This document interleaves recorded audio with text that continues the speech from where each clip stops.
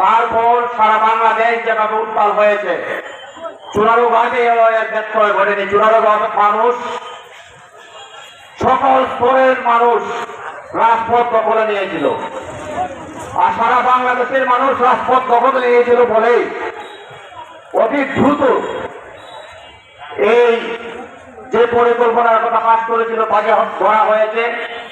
আমি জানি না পুলিশকে একটা ভাষ্য দিয়েছে, এর পিছনে আর কোনো কাহিনী আছে কিনা। আমি পুলিশ প্রশাসনের কাছে অনুরোধ করব, আরো তদন্তপূর্বক। আমরা এতে ক্ষান্ত নই, আমরা এতে মানতে রাজি নই। আমরা মনে করি আরো অনেক বড় বড় রাজা বয়েরা যারা ব্যারিস্টার সুমনের চক্ষুশূল, যাদেরকে ব্যারিস্টার সুমন ভাই যাদের অন্যায় অবিচারের বিরুদ্ধে রুখে দাঁড়ান, তাদের চক্ষুশূল হয়েছে এবং তারাই হয়তো নীল নকশা আসছে। তবে তাদেরকে একটা জিনিস হুঁশিয়ার করে দিতে চাই, চুনারুঘাটবাসী, সারা দেশবাসী এরকম কোনো কিছু হতে দিবে না। চুনারুঘাট সহ সারা দেশ অচল হয়ে যাবে। আমি, আপনারা জানেন, আমি আগেই বলেছি, আমার বাবাকে ওই হত্যা করা হয়েছে। আমিও একজন এতিম, আমি নির্যাতনের শিকার, নির্যাতিত একটি সন্তান, বিচার এখনো পাই নাই। কবে পাবো সেটাও জানি না। এই জন্য আপনাদের সকলের সহযোগিতা চাই। আমাদের এখানে এমপি মহোদয় আছেন, ওনারও সহযোগিতা চাই।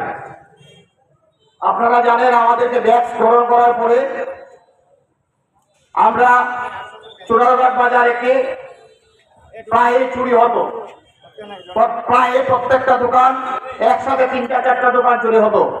আমরা ব্যবসায়ী কল্যাণ সমিতি এই মেয়াদে আসার পর আমরা বাজার নিরাপত্তার জন্য নিরাপত্তা রক্ষী নিয়োগ করেছি। তারা আজকে আপনাদের সামনে এখানে তারাও টহল দিচ্ছে, তারা রাস্তাঘাট পরিষ্কার করার কাজে নিয়োজিত আছে। এটা করতে গিয়ে অনেক কাঠখড় হচ্ছে আমাদের বাজারে। আমরা মার্কেট গুলা থেকে কালেকশন করি না, এই ব্যবসায়ী বাজারের ব্যবসায়ীরা তাদেরকে বেতন দেন। 1,26,000 টাকা আমাদেরকে বেতন দিতে হয়। তার থেকে প্রত্যেকটা দোকান থেকে, আমাদের শুধু রোড সাইডের যে দোকানগুলা, সেই দোকানগুলা থেকে আমরা টাকা উত্তোলন করে মাস শেষে প্রতি মাসে আমরা ভর্তুকি দিচ্ছি। সেটা নিয়েও আমরা অচিরে আপনারা যারা ব্যবসায়ী, আপনাদেরকে নিয়ে আমরা একটা সাধারণ সভার আয়োজন করবো এবং বিস্তারিত বলবো। আমি যেহেতু সময় স্বল্প, আমি বিশেষভাবে কৃতজ্ঞতা জানাই আমাদের মাননীয় সংসদকে। ওনারা তো ব্যস্ততার মধ্যেও আমাদের ব্যবসায়ী কল্যাণ সমিতির এই সংগঠন অনুষ্ঠানে উনি সময় দিয়েছেন, উপস্থিত হয়েছেন। পাশাপাশি কৃতজ্ঞতা জানাই আমাদের উপজেলা চেয়ারম্যান, ভাইস চেয়ারম্যান মহোদয় সহ সকলকে। আমি আমাদের কিছু বিষয়, বাজারের কিছু বিষয় আমি বলতে চাই। আমাদের বাজারটি পাহারাদার যদিও আমরা নিয়োগ করেছি, তারপরও বাজারটি অরক্ষিত। আমরা